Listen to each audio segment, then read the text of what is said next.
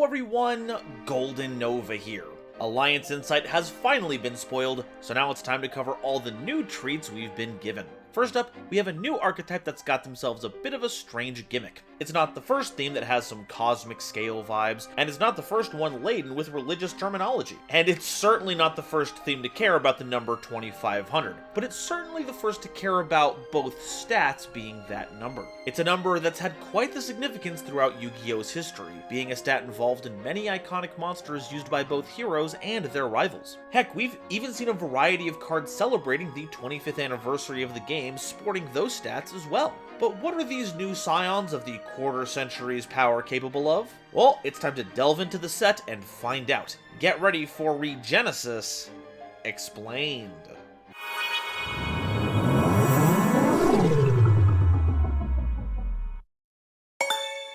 Today's episode is brought to you by my lovely patrons, as well as the wonderful people over at Dragon Shield. Get the sleeves as strong as dragon scales and save 5% on your order by using coupon code GoldenNova at checkout. So what's the deal with Regenesis? Well, as we stated previously, there are a series of monsters with 2500 attack and defense, and during your opponent's end phase, if this card is in the grave because it was sent there that turn, you can add it to your hand, which is shared among the 4 core monsters of the theme. This means that we can't use them as repeatable sources of material for most of our summons, at least so long as we use them during our turn, but if they get destroyed or otherwise sent to the grave by any means during our opponent's turn, you get a refund on them. Heck, there may even be some Xyz monsters with quick effects that could work wonderfully with these monsters. But regardless, many of their effects will send either themselves or other monsters to the grave to use their effects, so they do have a pretty nice internal resource loop. They also have some ways to special summon themselves from the hand, with the most common one being that if you control a monster with either 2500 attack or defense, you can just pop them out, but we'll point out the different ones when they come up.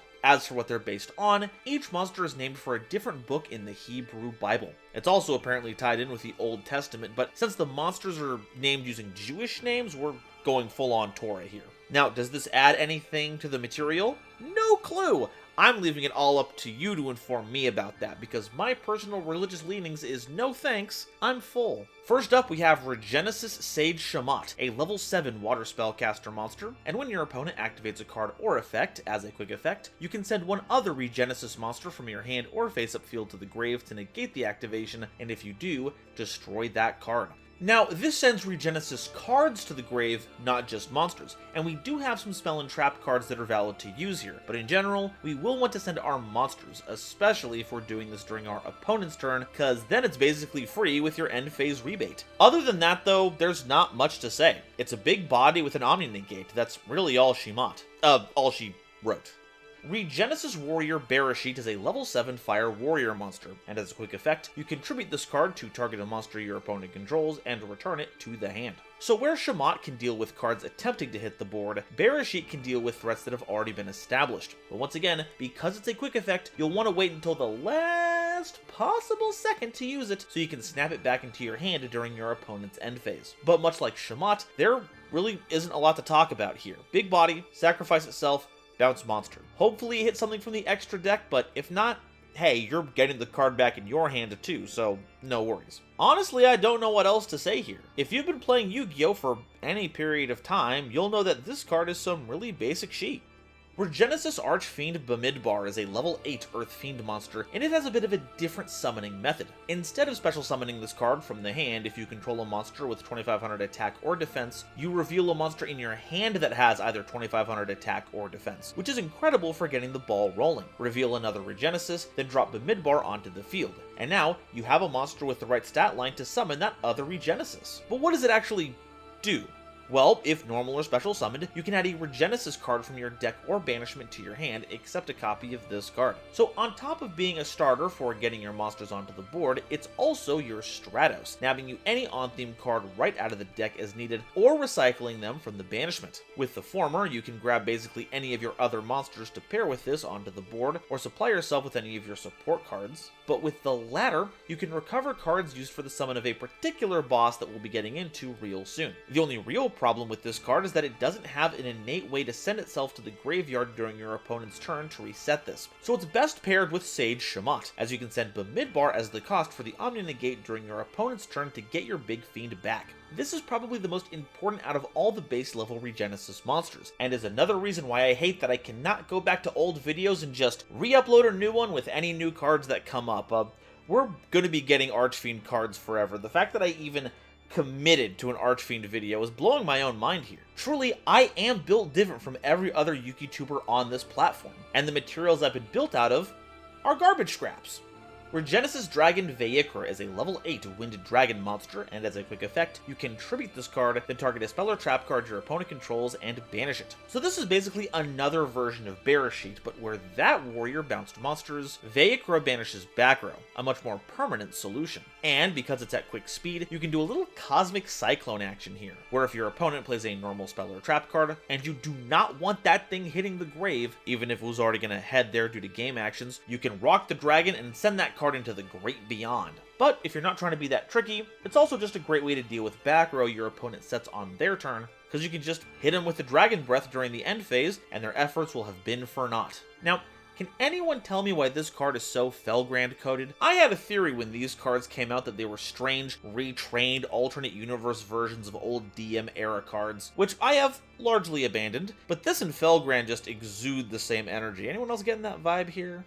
Regenesis God Deuteronomian is a level 10 light illusion monster that can't be normal summoned or set, and must be special summoned from the hand by banishing a face-up monster you control with 2500 attack and defense, so no half measures like with our previous monsters. You can only special summon copies of this card once per turn this way, and if special summoned, you can set a Regenesis spell or trap card from your deck to the field. It gains 2500 attack during the battle phase only, and it deals piercing battle damage. That's right, possibly the biggest draw of the deck. You can casually drop a 5000 attack monster like it's nothing, and no defensive monster is going to get in your way. It even advances your game plan by getting any of your support spell and trap cards, though we'll be evaluating how useful they are in just a bit. It's also incredibly easy to field. I mean, you summon out one Bamidbar, search this out, banish the fiend, and you're on easy street. Or, if you have a few more cards to spare, instead banish a different Regenesis so that Bamidbar can recover it. But despite being the big boss of this deck, it is also very simple. What you see is what you get. No layers of protection, no complicated floodgate setup, just a big dude who hits hard that gets you a card. However, it is an illusion that can destroy monsters in battle. Devs, I live in an apartment. I can't yell with rage. I can't shake the walls down with my frustration, but I need you to tell me why. Why did you commit to the bit so much only to abandon it every time you bring illusions back? Folks, I hate to be the one to tell you this, but you have got to commit to the bit. It's the only thing out there that matters. Alright, that's all the monsters. Now it's time for the spells and traps. Regenesis, that's it, very creative name, is a normal spell card that takes a Regenesis monster from your deck and either adds it to your hand or sends it to the graveyard. Or, if you control a Regenesis monster, you can add a monster with 2500 attack and the defense from your deck to your hand instead. And if this card is in your grave, except the turn it was sent there, you can banish it, then target a Regenesis monster in your graveyard and special summon it. This card is pretty wild. It's a search spell on activation and a monster reborn on any subsequent turn. Now, if you're playing the monsters optimally, they'll return to your hand during your opponent's end phase anyway, but not every game goes optimally. So having an emergency revive button to get your stars back in play is a very good mode to have. Not to mention that the alternative search targets for Regenesis for once you get a Regenesis on board are pretty interesting, and we'll be getting into those during the tech picks section. And it's something you'll want to familiarize yourself with because you'll be getting a lot of usage out of it, considering you can set it directly to your field thanks to the effect of Deuteronomian. The name may be simple, the effect may be simple, but it still has the capacity to run circles around your opponent. Tora Regenesis is a quick play spell card that special summons a Regenesis monster from your deck, but sends it to the grave during your opponent's end phase. Also, you can't special summon monsters from the extra deck until the end of the next turn after this card resolves. And during your main phase, except the turn this card was sent to the grave, you can banish this card from your grave, then target one of your banished Regenesis monsters and special summon it. Basically being another version of the base Regenesis spell card, but for banishment revival, not from the grave. This is another important starter card for the deck, usually grabbing you midbar for the search. It even comes with a way to get that fiend back into the graveyard so you can activate it again during your own turn. But the extra deck summoning restriction does poo-poo a lot of lines of play that would leverage these mighty creatures into even more heinous extra deck effects. Though it's not like we're going to be activating the Torah every turn, so I guess keep your extra deck stocked up just in case. Another big downside is that if you set this with Deuteronomian, you can't activate it that turn. Stupid quick play spell cards. You're always getting set when you're not supposed to be. It's almost like their increased activation versatility has certain trade-offs or something. That sounds like good game design, which, do you know what card game we're playing here? We're the game that introduced the locking out monster zones mechanic during some of our earliest sets, and then abandoned it, largely because making it more effective would make the game less fun. So you know what we did? Years later we got Kashtira, an archetype exclusively made to not only lock out all the monster card zones, but the spell and trap zones as well. Yu-Gi-Oh! And good card design are strange bedfellows, so do not get used to it. Regenesis Birth is a continuous trap card that has you sending a Regenesis monster from your deck to the grave, then targeting a face-up monster your opponent controls and changing it to face-down defense position. During your opponent's turn, you can send this face-up card from the spell and trap zone to the grave to special summon as many Regenesis monsters with different names as possible from your hand, grave, and or banishment, but send them to the grave during the end phase. Okay, so one effect at a time here. First one, love it to pieces. It's a Book of Moon that sends our Regenesis monsters right from the deck to the graveyard. Because you see, those monsters don't really care where they get sent from, only that they end up in the graveyard during your opponent's turn. So if you see a major combo piece, you can flip Birth. Wow, another Kashtira reference, incredible. You can flip it down, and during that end phase, you get that monster back into your hand, so now you have plays going into your next turn. The second effect is a pretty good way to throw up a defensive wall too. Currently, there are only 4 valid options for this card, but putting up that many cards to keep you safe is a really effective safety measure. And it even serves to put them back into rotation as well, since they all get sent to the graveyard at the end of the turn. And since that effect can only be activated during your opponent's turn, they'll all leak back into your hand, letting you rain down chaos from above once more. And to think that they were able to hide all that value and those planets here, simply by hiding them 1 second in the past. God, I love contrived science fiction nonsense. Alright, that's all the Regenesis cards, but what do we do with them? Well, the game plan is about as simple as their effects. Field out big monsters, pummel your opponent, then stun them during their own turn if they survive, get all your resources back, then make sure to really bury them when it comes back around to your turn. So we're going to utilize as many cool board breakers as possible to clear the way, and see if there are any other monsters with our specialized stat line that we can synergize with. So what can we play to help them out? One series of cards I thought of immediately upon seeing these cards spoiled for the first time was the 25th Anniversary Monsters, ones that are much more explicit homages to Blue Eyes and Dark Magician. The main deck ones have 2500 attack and defense, so they fit right in with our whole gimmick, and have 2 effects. One that's active while you have 25 or more cards in your grave, and another that's active when your opponent has 25 or more cards in their grave. That being said, there is a bit of anti-synergy going on here. The Regenesis monsters try to stay out of the grave for as long as possible, so filling out your own grave isn't really a priority, making Magicians of Bonds and Unity a bit tricky to summon.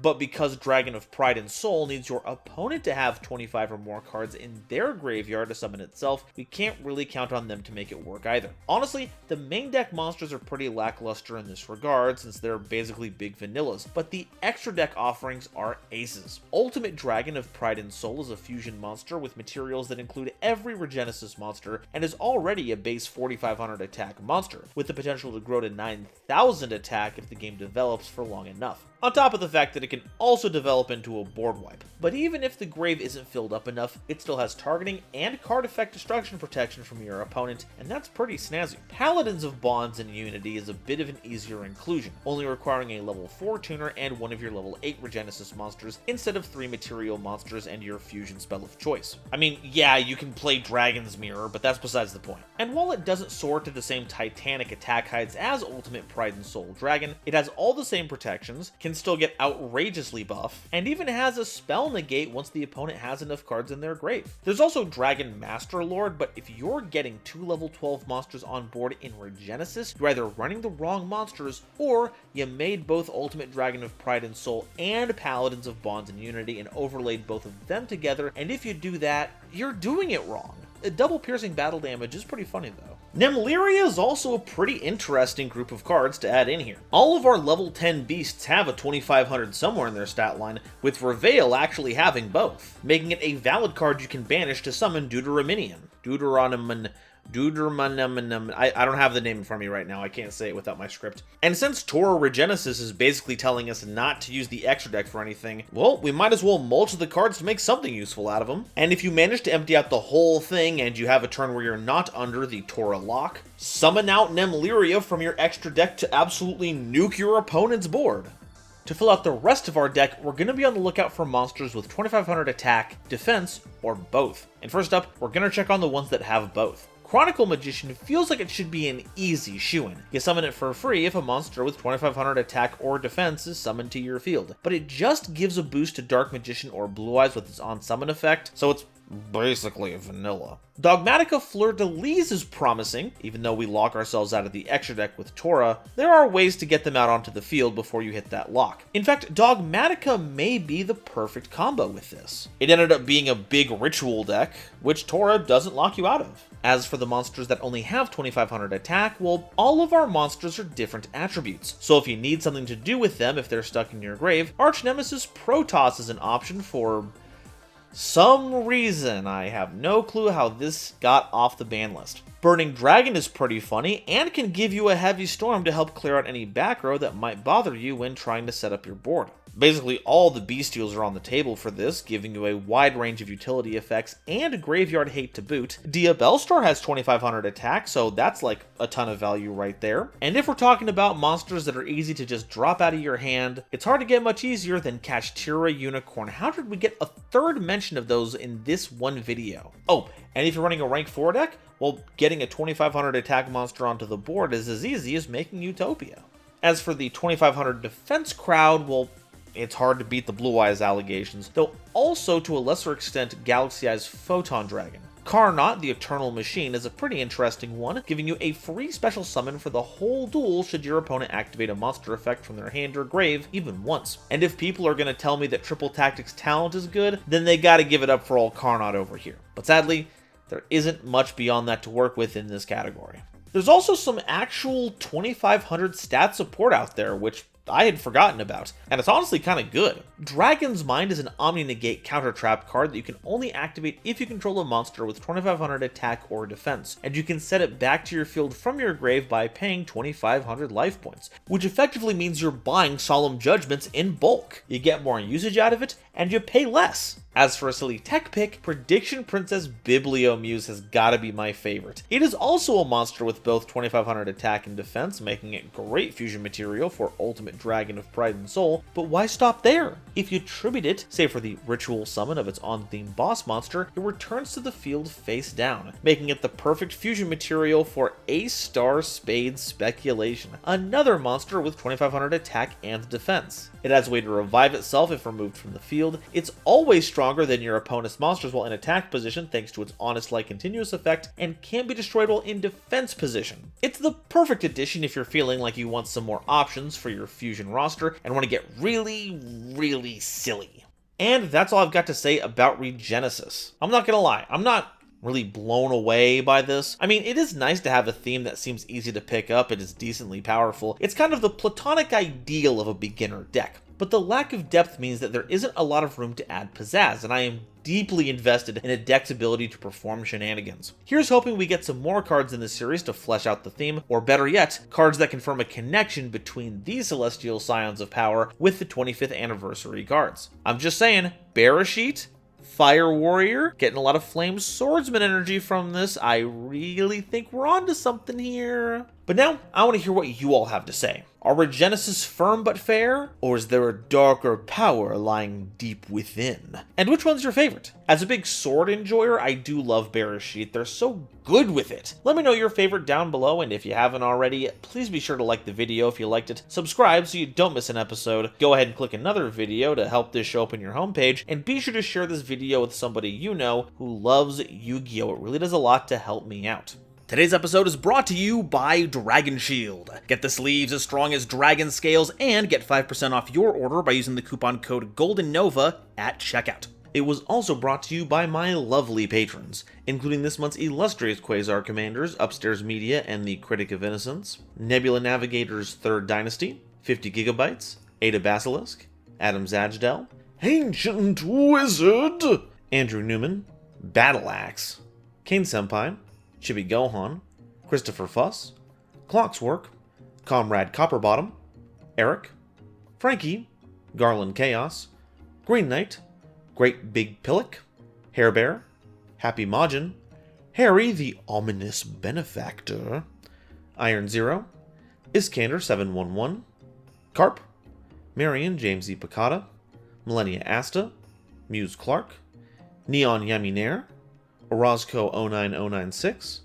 Panther J, Bat Boos, Rebel King Lucifer, Red Eyes Jackalow, RJ the Jank Monarch, Thievery Coast and the Wizard Moose, Cosmic Crusaders Ally Vatnia, Animasta, Anthrak, Baron von Titty Sprinkles, Beelzephyr, Fish, Beluga Masta, Blitzwolf, Charlie Mercury, Chaz Ghost, Dr. Entity RIP, Aaron the World Breaker, Eva Padilla, Gary Lickbread, Hike Boyagian, Herbal D, Inblink, Kale the Dragon, Lobomaru02, Manga Pages, Matt Simmons, Natiel Lee Alexander, Nitromo, Not Al Gore, Nyx, Obsidian, Rainer Leong, Rhyme Kairos, Schwinny, Shizuka Nijimura, Sir Knight JCB, Sophie, apparently, Sphilia, Stephen Williamson, The Legendary Raven, The Phantom Knights of Shitted Pants,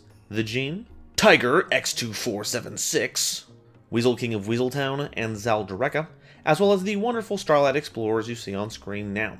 If you'd like to help me in my journey to cover all of Yu-Gi-Oh's archetypes, get my videos early, be a part of these credits and other awesome perks, it would mean the world to me if you would check out the link to my Patreon in the description or consider joining as a YouTube member. And if you'd like to see another theme dominated by strange, otherworldly creatures, check out this video where I cover Metaphys. Thank you all so much for watching, and I'll see you next time. Bye-bye.